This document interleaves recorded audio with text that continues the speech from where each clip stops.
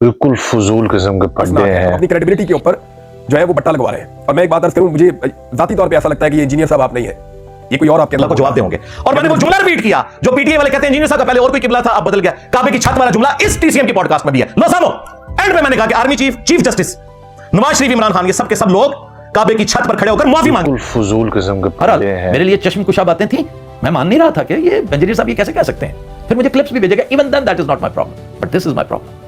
अब आइए अगली बात की तरफ। आप बात बात पर करते हैं बढ़ गया, वो बढ़ गया। Why are you so fond of this? बढ़ गया से क्या क्या तलज़्ज़ुज़ मिलता है आपको कुछ? Why do you use these words? तो शर्म आनी चाहिए एक पढ़े लिखे आदमी को कि वो मेंबर पर बैठा है। किस मेंबर पर बैठा है ये पता है आपको? आप में और शेर अफजल मरवत में फर्क होना चाहिए।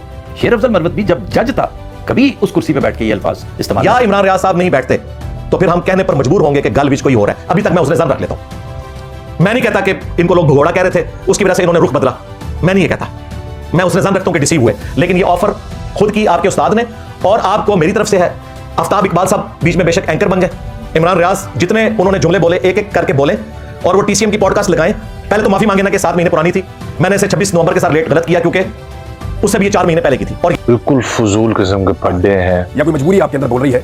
आप ऐसे हो नहीं सकते। जिस इंजीनियर मोहम्मद अली मिर्जा को मैं सुनता था चंद साल पहले तक, वो ऐसा था नहीं। मैं और बहुत सारे उलमा इकराम को भी तमाम मकाम पे जिक्र किया। इतना गला फाड़ के क्यों बोलते हैं आप? ਅਸੀਂ बोले हैं या ਤੁਹਾਡੇ ਅੱਗੇ ਜਿਹੜੇ बैठे होंगे ने उन्होंने कोई कन्ना दा मसला है। और बाज लोगों के गले तो बड़े लाजवाब हैं। अगर गला फाड़ने से, शोर मचाने से कोई कन्विंस हो सकता तो मेरा ख्याल है गधा इस वक्त प्रोफेसर लगा होता। तो इतना गला नहीं फाड़ते, बहुत बुरा लगता है। पढ़े लिखों की निशानी नहीं है, पढ़े लिखे लोग इस तरह नहीं करते।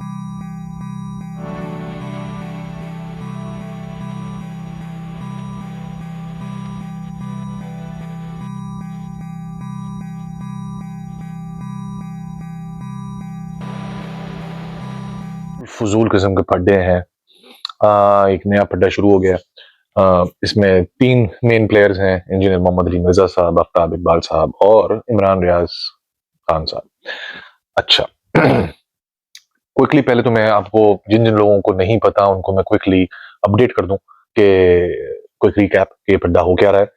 लेकिन इसके अंदर पड्डे के बारे में बात करने का मकसद नहीं है, इसमें जो प्रॉब्लम है उसके बारे में जरा डिस्कशन करेंगे। तो क्विक रिकैप ये है, ये पड्डा तकरीबन 1 हफ्ते पहले स्टार्ट हुआ। इमरान रियाज खान साहब ने 1 हफ्ते पहले तकरीबन एक वीडियो बनाई, एक व्लॉग बनाया जिसके अंदर उन्होंने इंजीनियर मोहम्मद अली मिर्जा साहब के ऊपर क्रिटिसिज्म किया, उनकी पॉलिटिकल व्यूज के ऊपर। 2 बड़े बड़े इल्जाम उन्होंने बेसिकली ये लगाए। एक तो ये था कि इंजीनियर मोहम्मद अली मिर्जा साहब ने कभी भी इमरान खान साहब के असैसिनेशन अटेम्प्ट के ऊपर कभी बात नहीं की, कभी उन्होंने उनकी मिसिंग पर्सन्स वाले इशू के ऊपर बात नहीं की, उन्होंने कभी इद्दत केस के ऊपर बात नहीं की और भी बहुत सारी जितनी चीजें थी। तो उनका क्लेम ये था, पहला क्रिटिसिज्म ये था इमरान रियाज खान साहब का इंजीनियर साहब के ऊपर कि उन्होंने कभी भी उन इश्यूज के ऊपर बात नहीं की जो इमरान खान साहब के साथ ज्यादतियां हुई। दूसरी बात ये उन्होंने दूसरा इल्जाम ये लगाया कि इंजीनियर साहब की कोई मजबूरियां हैं एस्टैब्लिशमेंट के साथ, जिस वजह से उनको ये सारी बातें करनी पड़ रही हैं और वो PMLN कह लें या नवाज शरीफ कह लें उनके सपोर्टर हैं, तो वो इस वजह से इमरान खान के बोझ में और उनकी मोहब्बत में ये सारी बातें कर रहे हैं। 2 बड़े इल्जाम इमरान रियाज खान साहब ने लगाए। उसके तकरीबन 2-3 दिन के बाद आफ्ताब इकबाल साहब भी आ गए इस पूरी सिचुएशन के अंदर। उन्होंने फिर एक ब्लॉग बनाया जिसके ऊपर उन्होंने भी सिमिलर बातें की और उन्होंने भी यही एक मेन इल्जाम लगाया कि इमरान खान के बोझ में और नवाज शरीफ की मोहब्बत में इंजीनियर साहब इस तरह की बातें कर रहे हैं और उनकी कोई हो सकता है मजबूरियां हो एस्टैब्लिशमेंट के साथ जिस वजह से वो ये सारी बातें कर रहे हैं। तो ये इल्जाम उन्होंने लगाया। एक और इल्जाम ये लगाया उन्होंने कि इंजीनियर मोहम्मद अली मिर्जा साहब की कोई एम्प्लॉयमेंट के इशूज थे जो कि इमरान खान साहब की हुकूमत के टाइम पे थे, जो उन्होंने शायद नहीं रिजॉल्व किए।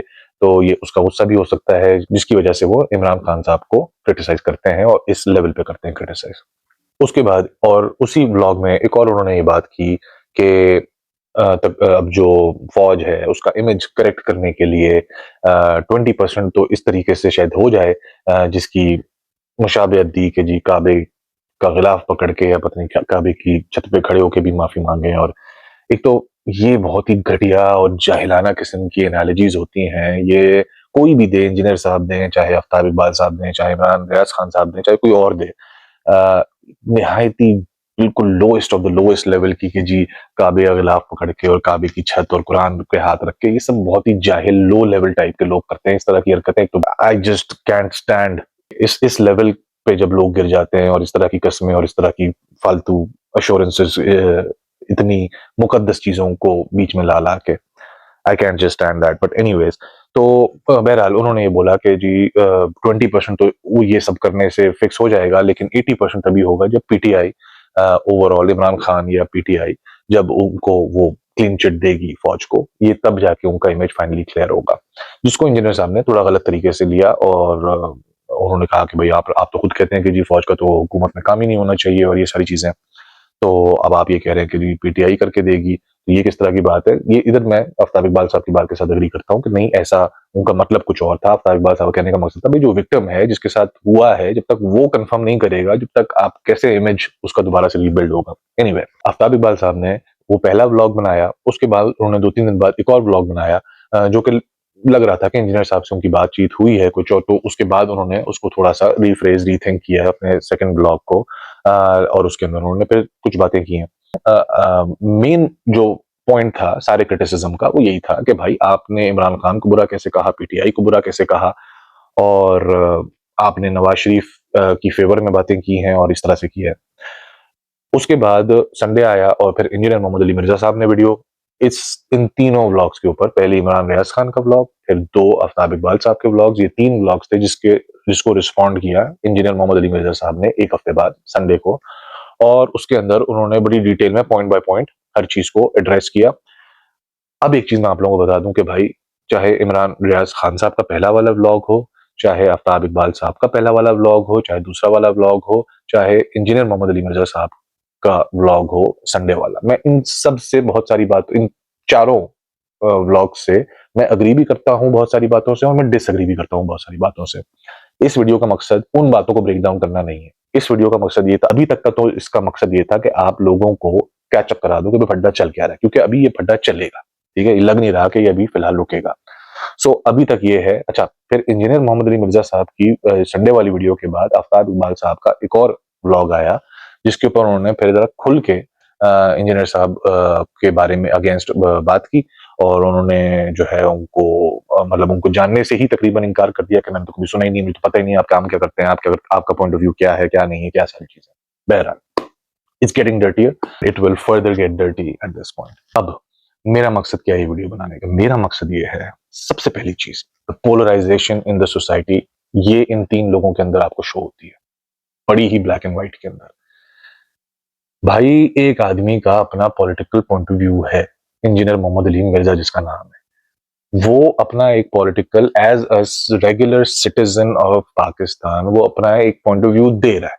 उसने कभी ये क्लेम नहीं किया कि भाई मेरा कोई पॉलिटिकल चैनल है, मैं कोई जर्नलिस्ट हूं, मेरा कोई ये फील्ड है, उसने कभी ये क्लेम नहीं किया। उसने एज अ रेगुलर सिटीजन अपना एक पॉइंट ऑफ व्यू दिया है।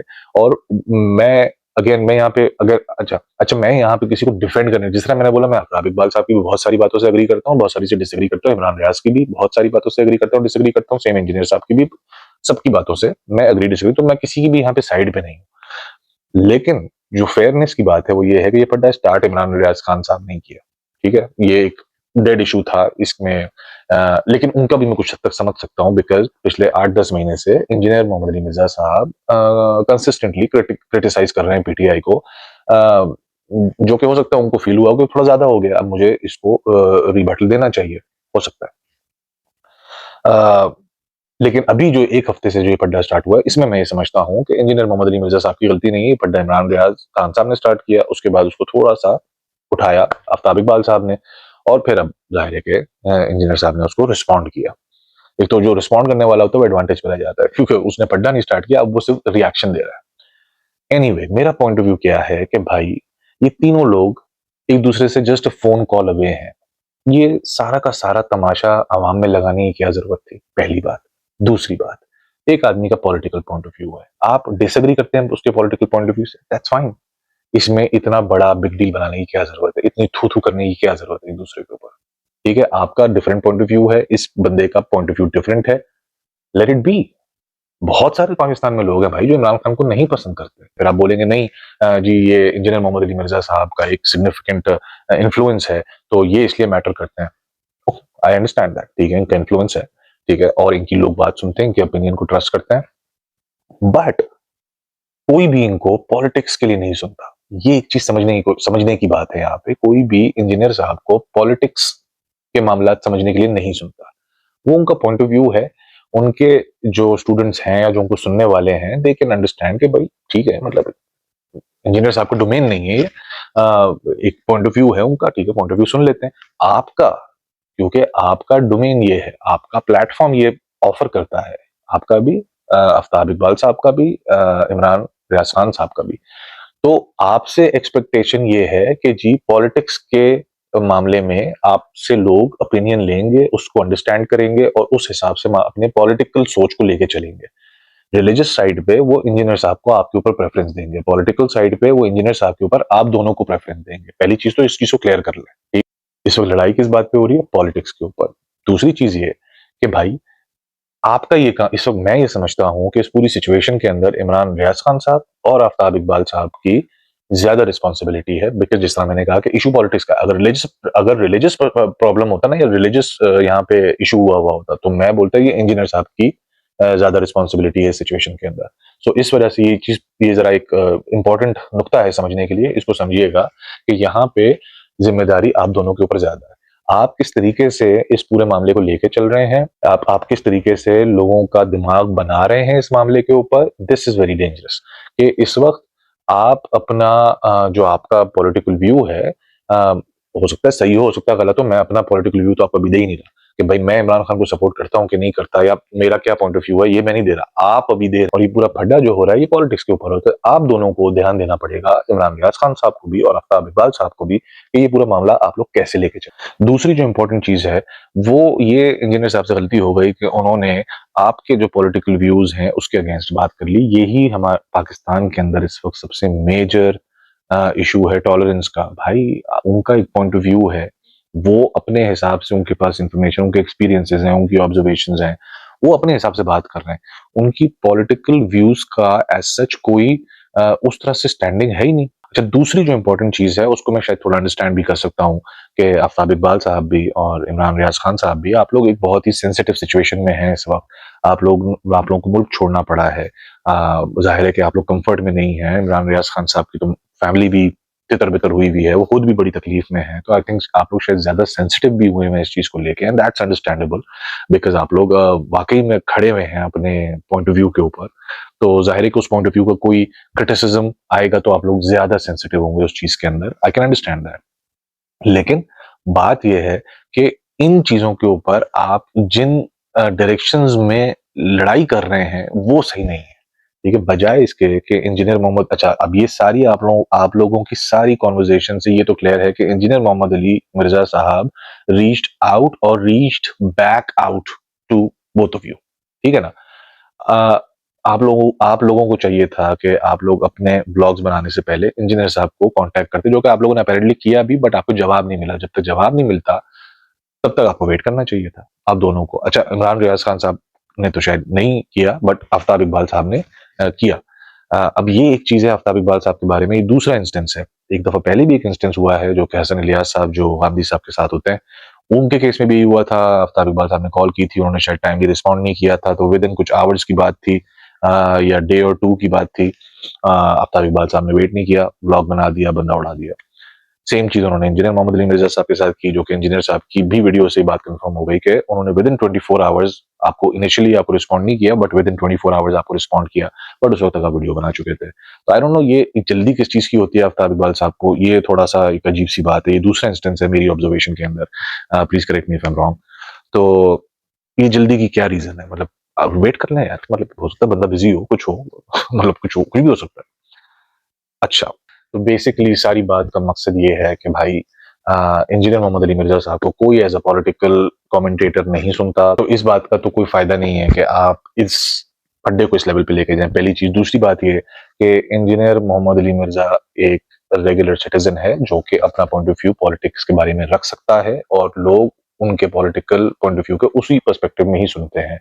और अगर वो पर्सपेक्टिव आपके पर्सपेक्टिव से अलग है, so it shouldn't be an issue. एक महज़ब कौम के अंदर people can have their own perspectives, उसके ऊपर इतना ज्यादा क्रिटिसिज्म और इतना ज्यादा कि जी आपकी स्टैब्लिशमेंट के साथ मजबूरियां हैं, ये जो इल्जामात हैं। देखें आफ्ताब साहब ने भी अपनी सेकंड वाले व्लॉग में इस चीज से रिट्रैक्ट करना पड़ा उनको, इसीलिए कहते हैं ये तोहमतें नहीं, ये तोहमतें हैं। मतलब ये, और ये इंजीनियर साहब ने भी लगाई हैं और मैं उसको भी सपोर्ट नहीं करता। इंजीनियर साहब ने भी ये तोहमतें लगाई हैं, ये आफ्ताब इकबाल साहब ने भी तोहमतें लगाई हैं, और ये इमरान रियाज खान साहब ने भी तोहमतें लगाई हैं। ये तोहमतें हैं भाई। भाई थोड़ा सा अकल को हाथ मारे आप लोग। हुजूर पाक सल्लल्लाहु अलैहि वसल्लम के पास एक सहाबी थे, उन्होंने एक और सहाबी के बारे में सिर्फ अजीब अजीब का वर्ड यूज किया था, और उसके ऊपर हुजूर पाक का जो गुस्सा था सल्लल्लाहु अलैहि वसल्लम का, मैं हैरान हूं कि कितनी आसानी से आप लोग बोल देते हैं। अब आपका जो पहला ब्लॉग है, कोई जरूरी थोड़ी है हर कोई आपके हर वीडियो को फॉलो कर रहा हो। इमरान रियाज खान साहब ने जो अपने पहले ब्लॉग में बात की, जरूरी थोड़ी है कि हर किसी ने उनका दूसरा भी देखा हो ब्लॉग।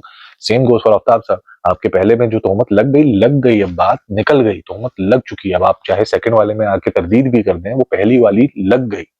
आपने एक बात बगैर सबूत के कर दी, इट्स डन, तोहमत हो गई। अब इंजीनियर मोहम्मद अली मिर्जा साहब ने जो वीडियो में उन्होंने भी जहां पे तोहमतें लगाई हैं, वो लग गई तोहमतें भाई। अब आप अगले संडे को अपनी अगली वीडियो बनाएंगे, कोई देखता है कोई नहीं देखता है, क्या होता है क्या नहीं होता, भाई खुदा का वास्ता है अपनी तोहमतों के ऊपर कंट्रोल करें। एज ये पूरा का पूरा रवैया पूरी अवाम के अंदर फ्लो हो रहा है। एवरीबडी इज सो कंफर्टेबल एक दूसरे पे इतने बड़े बड़े इल्जाम लगाने के लिए। You need to be very careful on this. Anyway, अभी ये पड्डा चल रहा है, लेट्स सी कि अब ये कहाँ जाता है। At the very minimum I am pretty sure कि नेक्स्ट संडे तक तो बात जाएगी, बट आई होप कि ये थोड़ा काम डाउन हो जाए। ब्रेक डाउन के अंदर मैं सिर्फ इतनी बात करूंगा कि भाई ये पड्डा पॉलिटिकल पॉइंट ऑफ व्यूज के ऊपर है, तो यहाँ पे मैं ये समझता हूँ कि इमरान रियाज खान साहब और आफ्ताब इकबाल साहब की ज्यादा जिम्मेदारी बनती है। जिस तरह मैंने कहा, अगर ये रिलीजियस होता तो मैं यही बात इंजीनियर साहब के बारे में करता कि उनकी जिम्मेदारी ज्यादा बनती है। तो इसको यहाँ पे मेरा ख्याल है कि कंटेन करने की जरूरत है, और ये आप दोनों की जिम्मेदारी है कि आप लोग इस पूरे इशू को किस तरीके से कंटेन करते हैं, रोकते हैं और इसको यहाँ पे काम डाउन करते हैं। Anyway, I keep you guys posted कि इसके ऊपर आगे क्या रद्द अमल होता है। मिलते हैं नेक्स्ट वीडियो में। Thank you so much.